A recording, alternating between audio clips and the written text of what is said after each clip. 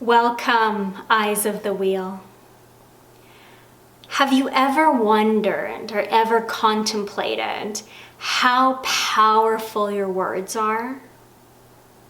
How powerful your speech is? And how powerful the things are that you repeat again and again and again? The things that we say and the things that we repeat to ourselves and to other people are reinforcing our reality. They're reinforcing the experience of our lives. And that can go in so many different ways.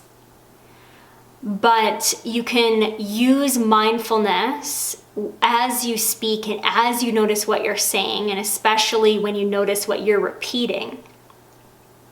If that language is serving you and your highest good and the highest good of other people, or if that language is serving your lower self and actually harming people around you. Now, on a very basic level, sound is so powerful. And I'm sure we know how powerful it is. I mean, we have a little bit of glimpse of it with, the music that we listen to, or, different environments with sound. And we all have this voice box. And we all have such a powerful responsibility to be mindful of our speech and what we say. Because what we say sends out a vibration that affects us within ourselves and then affects anybody else who hears it or is within your surroundings. And then ultimately everything's connected, right? So it will keep going off into the universe. So we have to be very, very careful with what we're reinforcing. So for example, I've noticed in my own life that when I notice that, I wish, the thought patterns start coming in like, oh, I wish, this thing in my relationship was different, or this thing in my job was different, or this thing in my appearance was different, or like, when you start on that path, and then you start telling people about it and like thinking about it more and more and more, and they start talking about it more and more and more and more and more, and you keep reinforcing the reality of what's missing, then that becomes really, really, really big. And then your relationship starts to feel like everything that's missing. And your job starts to feel like everything that's missing. And whatever, in your life that you feel like is missing, that you're reinforcing, that becomes the main experience of all those things. And so then your whole life starts to feel like, it's not meeting your expectations, it's failing you, like, oh wow, like I just wish things were different, and and then, it just gets bigger and bigger and bigger and bigger and bigger. And then it gets on this like snowball effect that gets bigger and bigger and bigger, and then it gets really hard to like take yourself into the place where like, okay, what do I have? What do I have? What do I have in my relationship? What do I have in my job? What do I have in any other places in my life that I feel like something is missing? And to take yourself out of that experience into that one, where you're finding more gratitude and contentment and focusing on what you have, gets hard the more that you reinforce that reality.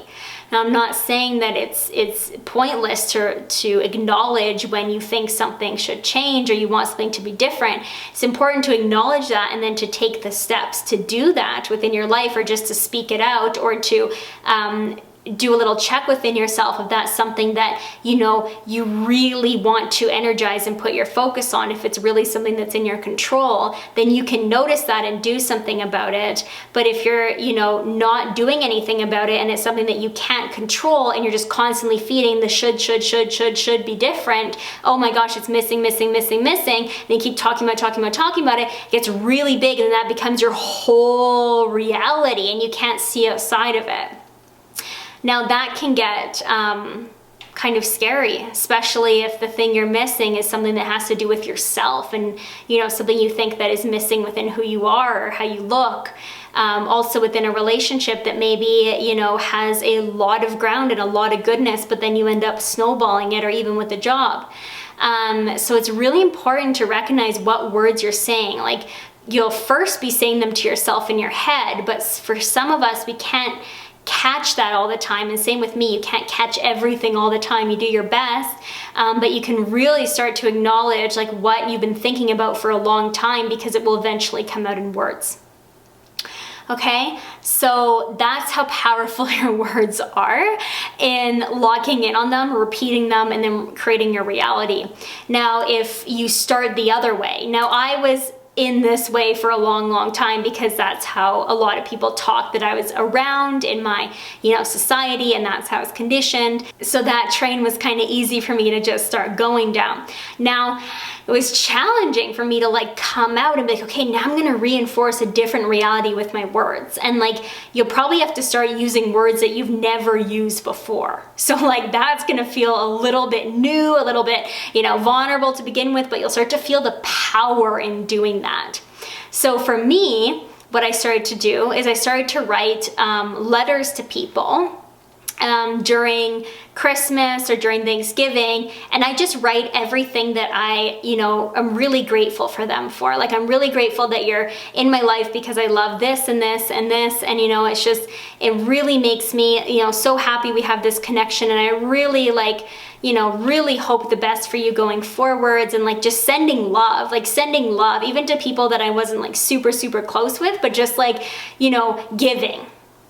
giving out those kind words. And that was not something that I did in the form of letters before in a lot of different things that way, to that level. So it was like new to me and a level of love I haven't stepped into yet before, but it really helped me switch that sort of reality into this new space where I'm focusing on what I have, on what I already have, and then talking that out, more like, oh, I'm so grateful for the people in my life. I'm so grateful for the support that I have. And those are words that I would have never used before. I just didn't use those words before. I didn't use that language before.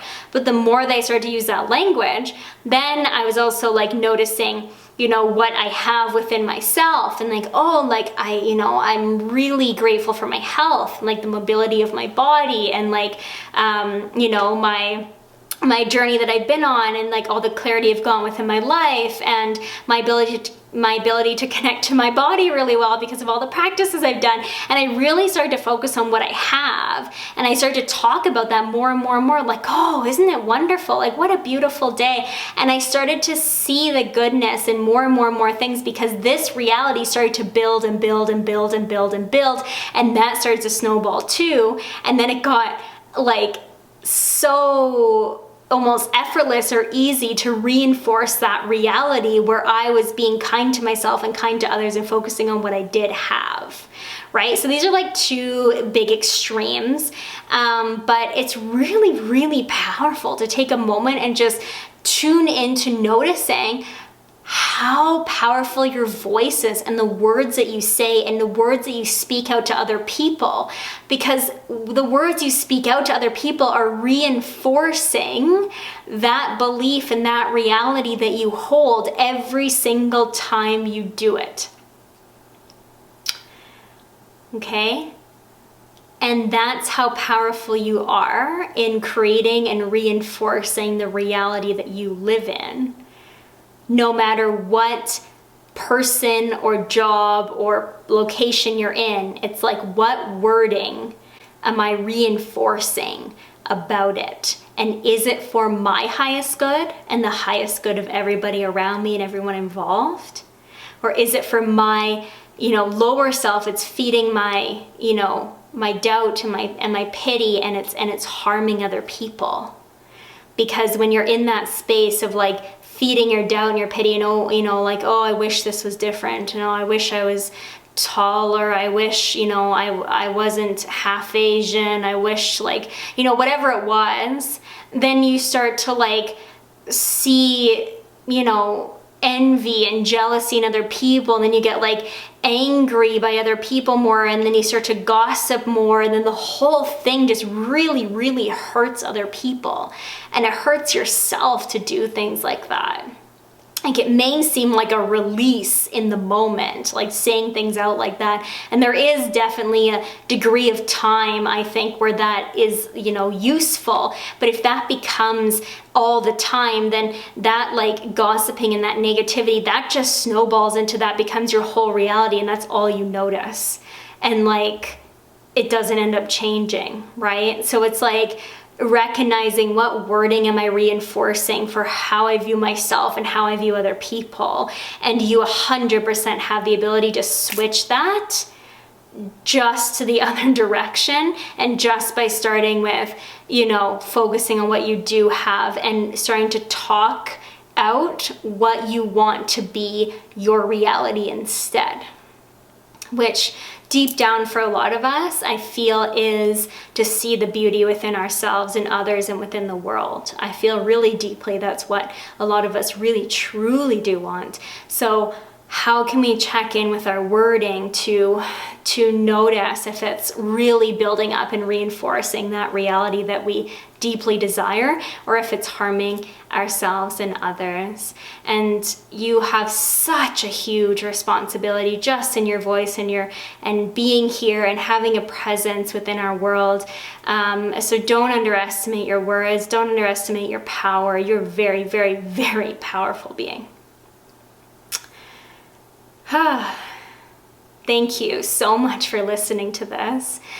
Oh, comment anything you like, questions, and I'm so, so grateful for you. Subscribe to my channel so we can continue to spread these messages and this wisdom to more people, this knowledge, these tools, so we can all start to feel a little bit more empowered, a little bit more strong, and a little bit more loving towards ourselves and each other. Thank you. Eyes of the Wheel.